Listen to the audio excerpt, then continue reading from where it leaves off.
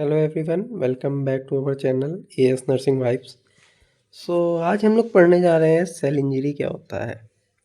Overview of causes, mechanism and outcome of cellular damage. So introduction इसका क्या हो जाएगा।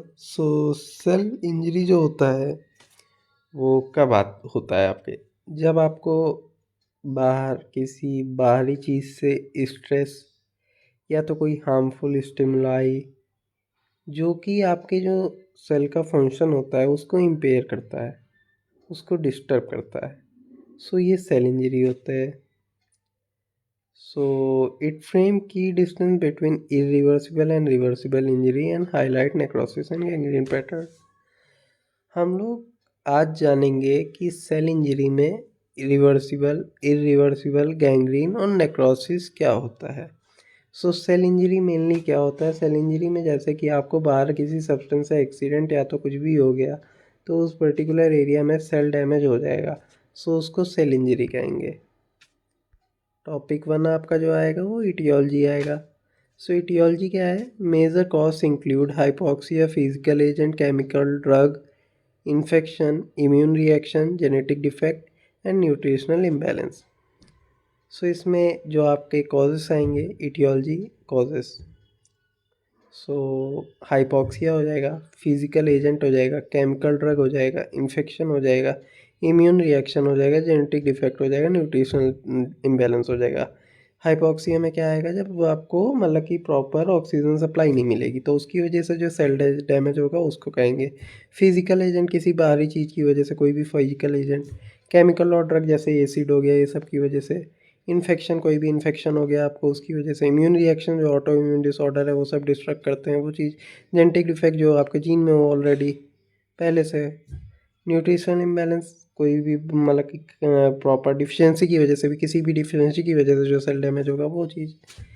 Each cause disturb cellular homeostasis differently, with hypoxia being the most common and often initiating ATP depletion and downstream injury.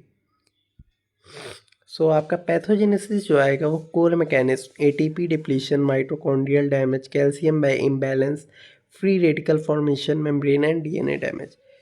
इसमें जो pathogenesis है आपका, ATP depletion हो रहा है, माइटोकॉन्ड्रिया फिर डैमेज हो रहा है, फिर आपका कैल्शियम में इम्बैलेंस हो रहा है, फ्री रेडिकल फॉर्मेशन हो रहा है, मेम्ब्रेन एंड डीएनए डैमेज हो रहा है। ये आपकी पैथोजेनेसिस हो जाएगा। इसको आप चार्ट वाले फॉर्म में भी बना सकते हैं। आप पहले मेंशन कर दीजिएगा ATP depletion, then mitochondrial damage, then calcium imbalance, then free radical formation, membrane and DNA damage. आप इसको चार्ट फॉर्म में भी बना सकते हैं। पैथोजेनेसिस आपका हो जाएगा। देन आपका आता है reversible versus irreversible. Reversible injury क्या होती है।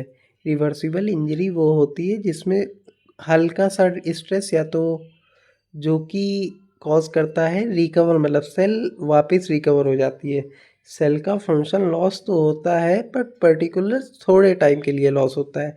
देन जो सेल है होती है वो रिकवर कर लेती है अपने पुराने को, एंड उसका जो फंक्शन होगा वो कंटिन्यू हो जाएगा, वापस वो चालू हो जाएगी। जो की साइन होंगे, जो कि सेल स्वेलिंग होगा, मेम्ब्रेन ब्लेड्स होगा एंड फैटी चेंजेस होगा। इरिवर्सिबल इंजरी क्या होता है। इरिवर्सिबल इंजरी सीवियर होती है और प्रोलॉन्ग डैमेज कॉज करती है, जो कि माइटोकॉन्ड्रियल फेलियर हो जाता है। उसकी वजह से जो मेम्ब्रेन होती है उसकी इंटीग्रिटी लॉस हो जाती है, जिसकी वजह से न्यूक्लियर चेंज कॉज करता है और परमानेंट सेल डेथ हो जाती है।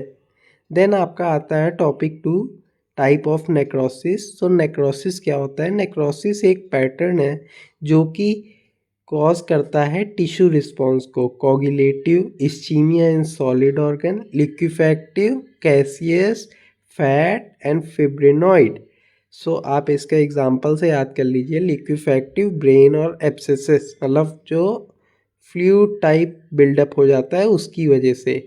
कोगुलेटिव में इस्चीमिया की वजह से। कैसियस एक ट्यूबरक्लोसिस डिजीज़ की वजह से मतलब होती है। फैट, पैनक्रियाटाइटिस एंड फिब्रिनॉइड में इम्यून मीडिएटेड वेसल इंजरी की वजह से। Recognising the type guide clinical manifestation and management. Mechanism and feature जो है, primary mechanism include ATP depletion, mitochondrial dysfunction, calcium overload, free radical damage and membrane disruption. ये आपने अभी pathogenesis में पढ़ा ही था। सो ये वही चीज़ लिखी है यहाँ पे। This leads to functional failure, iron pump loss, swelling and structural change. ये सब आपने देख लिया था पिछली स्लाइड में। सो फिर अब आते हैं हम लोग गैंग्रीन पे। गैंग्रीन क्या होता है, गैंग्रीन के types and example.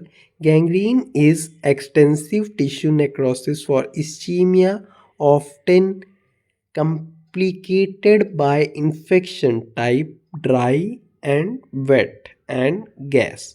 So dry में क्या आता है, क्रोनिक इस्चीमिया। वेट में क्या आता है, बैक्टीरियल इन्फेक्शन। गैस में क्या आता है, क्लोस्ट्रीडियम स्पीसीज और गैस प्रोडक्शन। गैस में गैस प्रोडक्शन होगा। ड्राई में मतलब कि सूखा, मतलब वेट नहीं होगा, गीला नहीं होगा। और वेट में गीला हो जाएगा। जैसे बैक्टीरियल इन्फेक्शन कुछ भी कॉज कर रहे हैं तो उसी के पस उसका फॉर्मेशन हो जाता है, तो वो वेट गैंग्रीन हो गया। ड्राई सूखा रहेगा। गैस गैसियस फॉर्मेशन होगा। Clinical urgency increase from dry to gas gangrene due to sepsis risk. इसमें अर्जेंसी मतलब रिक्वायरमेंट होगी हमको क्लिनिकल की, ड्राई में थोड़ा कम, वेट में ज़्यादा, गैस में और ज़्यादा। सो वही चीज़ है। देन आपके कंक्लूजन में आता है, cell injury progresses from adaptive response to reversible changes and if unresolve to irreversible damage and that understanding aetiology, core mechanism and necrosis pattern inform diagnosis and timely intervention to limit tissue loss. Tissue loss के लिए हमको पहले ही पता चल जाना चाहिए, timely diagnosis कर लेना चाहिए, नेक्रोसिस पैटर्न पता कर लेना चाहिए, यही सब है। Thank you. आज के लिए इतना ही। अब कल हम लोग नेक्स्ट वीडियो में अगला टॉपिक कवर करेंगे। और आपको अगर कुछ और डिटेल में चाहिए हो तो आप कमेंट कर दीजिए, मैं उसके लिए नेक्स्ट वीडियो बना दूंगा शॉर्ट में ही। ऐसा शॉर्ट में वीडियो करेंगे तभी हो पाएगा, क्योंकि जो आपका पैथोलॉजी का है, पैथोलॉजी का आपका जो चैप्टर है बहुत ही लेंदी है। सो इसमें टॉपिक वाइज हम लोग कवर तो कर रहे हैं बट काफ़ी लंबा जाएगा। सो इसकी वजह से ज़्यादा डिटेल में तो नहीं है ये अभी, बट अगर आपको और डिटेल में चाहिए तो आप बताइएगा, मैं इसको और डिटेल में लाऊंगा। जैसे कि आपका नेक्रोसिस हम और डिटेल में पढ़ सकते हैं, गैंग्रीन हम लोग और डिटेल में पढ़ सकते हैं। बाकी तो ये तो ठीक ही है, रिवर्सिबल इरिवर्सिबल इतना काफ़ी है। पैथोजेनेसिस भी ठीक है। एटियोलॉजी का हम लोग डिटेल में जैसे देख सकते हैं, हाइपोक्सिया क्या होता है बता तो दिया है, कि मतलब ऑक्सीजन की डिफिशिएंसी हो जाएगी, ये सब बता दिया है। बट जैसे और डिटेल में अगर देखना चाहें आप एग्जांपल के साथ तो वो भी हो सकता है। इंट्रोडक्शन तो इतना ही काफ़ी है। बाकी आपको नेक्स्ट वीडियो में जो आपको चाहिए हो आप लोग कमेंट करिएगा, मैं नेक्स्ट वीडियो बना दूंगा इसी टॉपिक पे। Thank you.